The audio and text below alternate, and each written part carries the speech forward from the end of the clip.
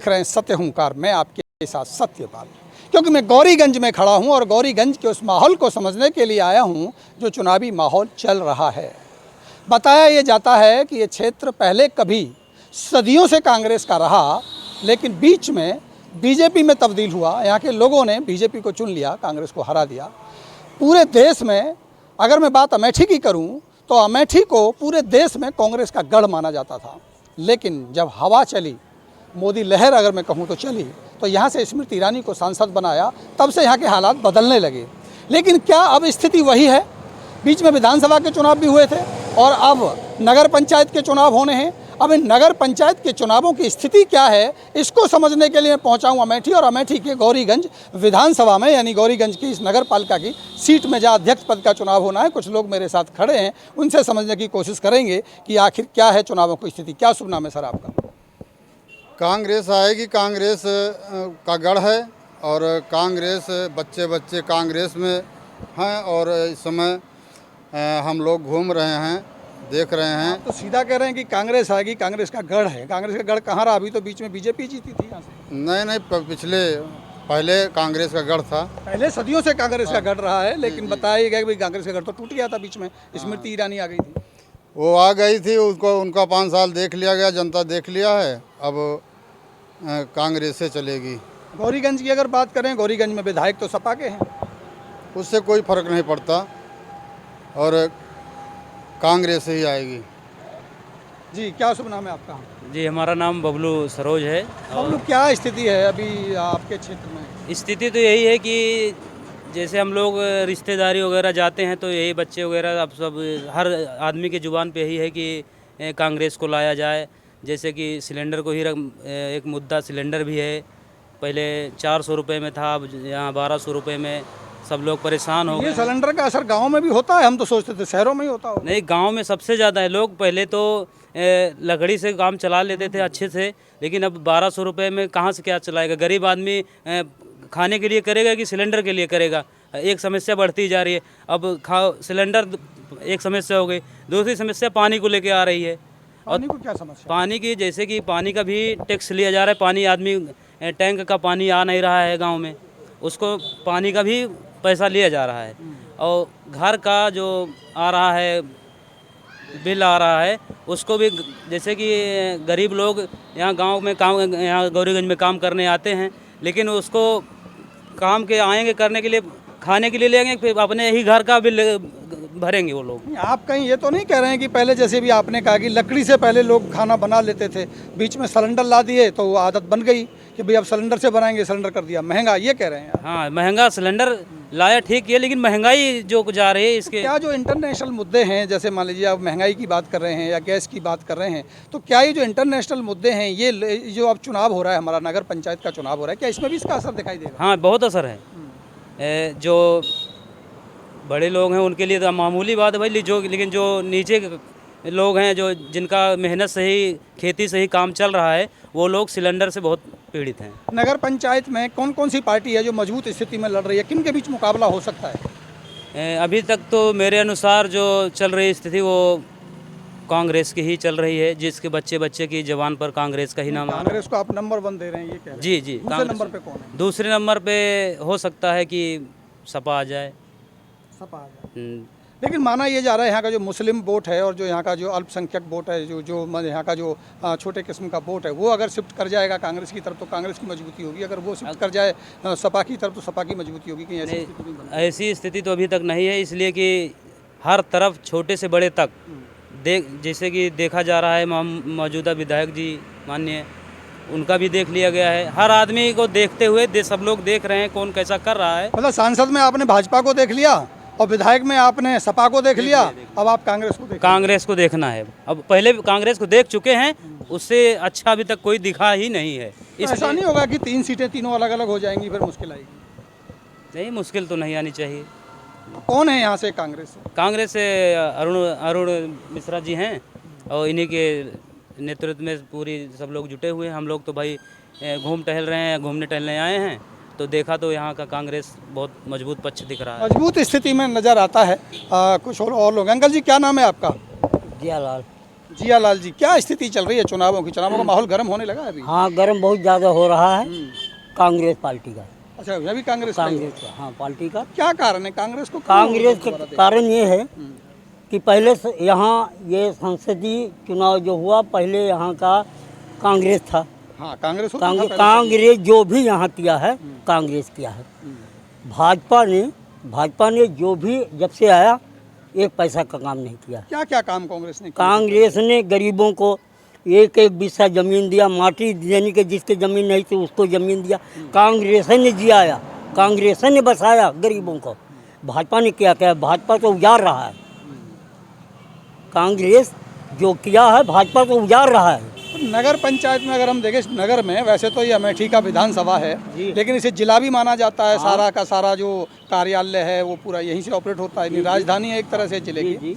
तो यहाँ समस्याएं क्या हैं अगर आप देखें? समस्या तो यही है कि महंगाई बहुत ज़्यादा है, बिजली का बिल बहुत ज़्यादा बढ़ रहा है। गरीबों कहाँ से दे पाएँ हैं? अब पानी का बिल, हमारे लोगों के यहाँ गाड़ी से जो पानी है, पानी गाँव में जाता नहीं, और उसका भी बिल मिल रहा है। तो विधायक तो सपा के हैं यहाँ से। हाँ, विधायक सपा के हैं। तो फिर नगर पंचायत अब कांग्रेस का बनाएंगे? हम लोग बनाएंगे, जनता बनाएगी नगर पालिका। हाँ, तो ये है अमूमन स्थिति यही है कि जब भी हम देख रहे हैं तो लोग वही कहते हैं कि सदियों से यहाँ कांग्रेस का सत्ता और शासन पहले रहा है। बीच में लोगों ने ज़रूर भाजपा को लाया, लेकिन उसके बाद उन्हें लग रहा है कि शायद उनसे बड़ी भूल हुई होगी।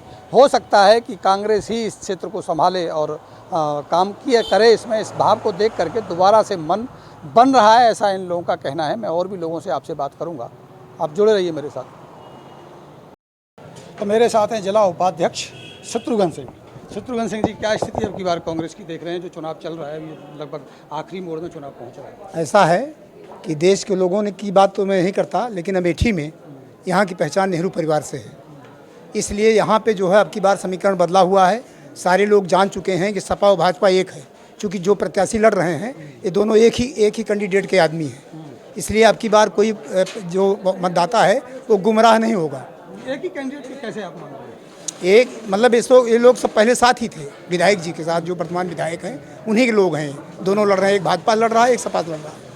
तो उनके हाथ दोनों लड्डू है। अगर ये जीतेगा तो ये भी उनका है, वो जीतेगा तो वो भी उनका है। तो इसलिए लोगों में को गुमराह करने के लिए ऐसा किया गया है। लेकिन इस बार मतदाता गुमराह नहीं हो सकता।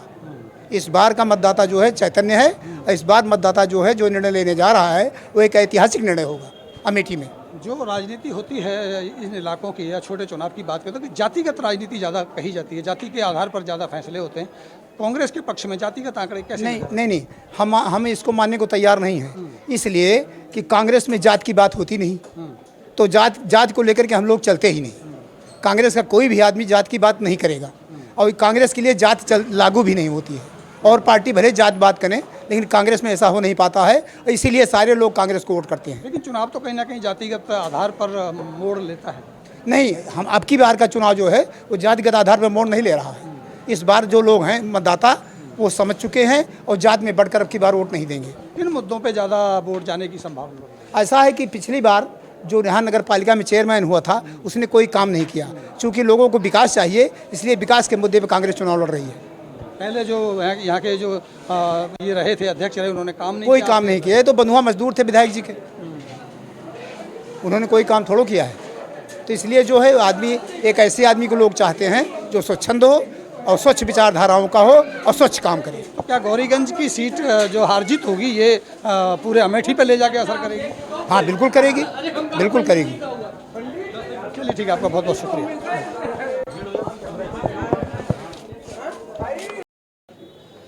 चुनावों का सिलसिला शुरू है, और चुनावों की सिलसिले में अगर प्रत्याशी धार्मिक, राजनीतिक और सामाजिक स्थितियों को ना समझे तो राजनीति होती नहीं है। और मैं पहुंचा हूं, एक मस्जिद है और यहाँ पहुंचे हैं अरुण मिश्रा, जो लोगों से मिल रहे हैं और समझने की कोशिश करेंगे कि आखिर क्या है स्थिति।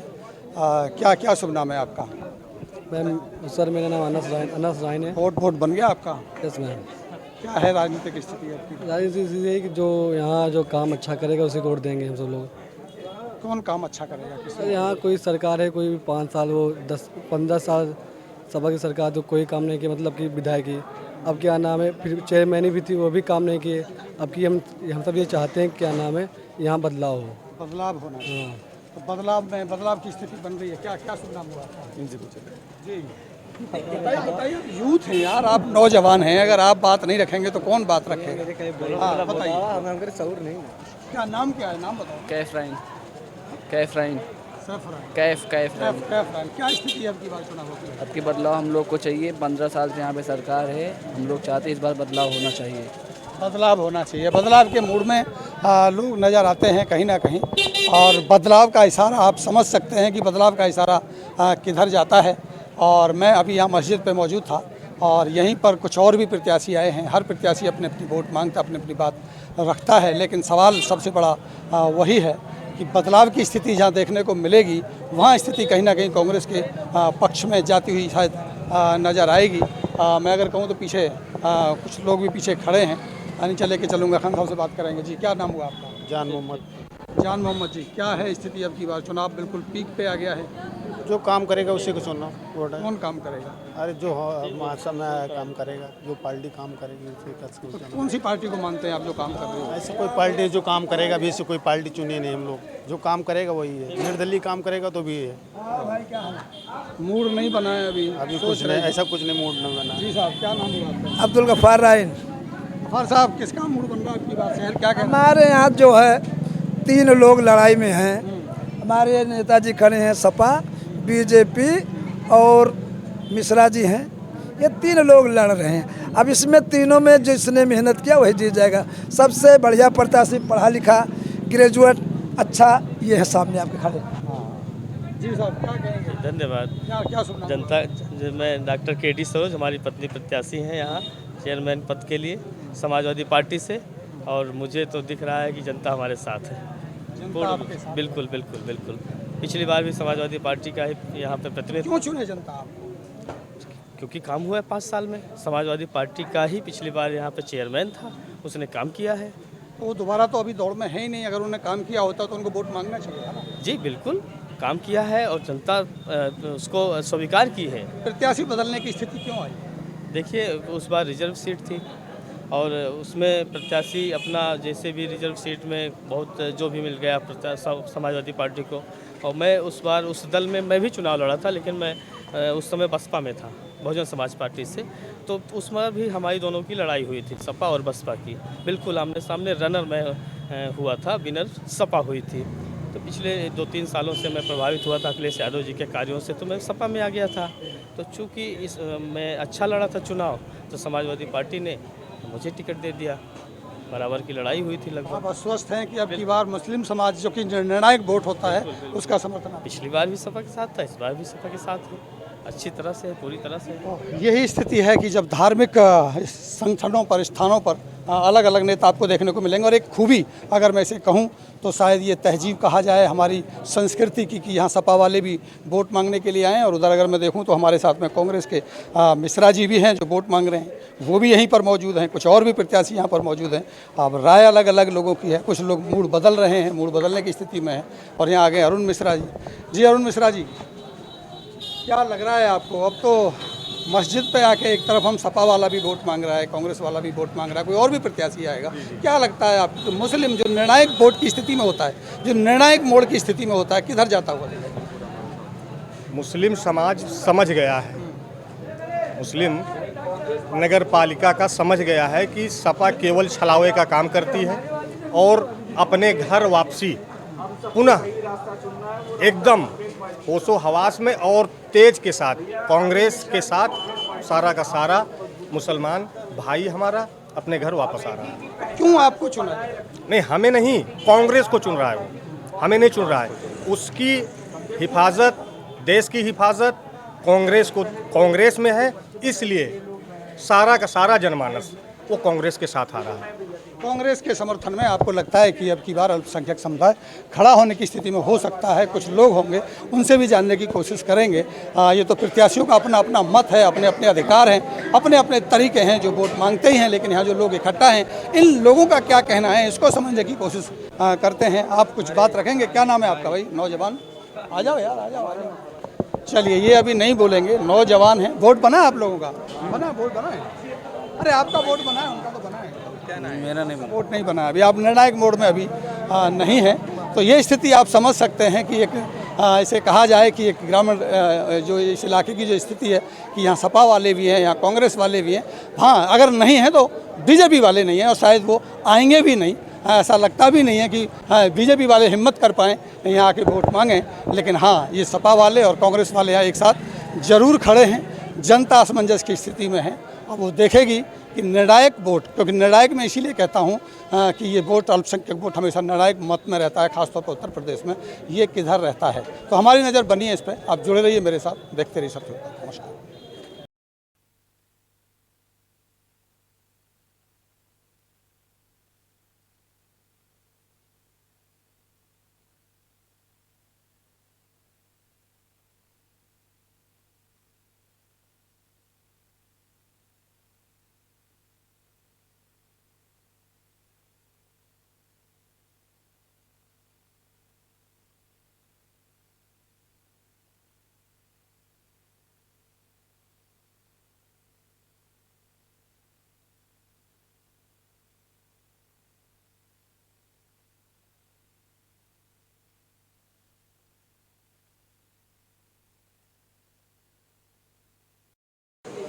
तो मेरे साथ हैं कांग्रेस के भूतपूर्व जिला अध्यक्ष भी यहाँ पहुँच गए हैं।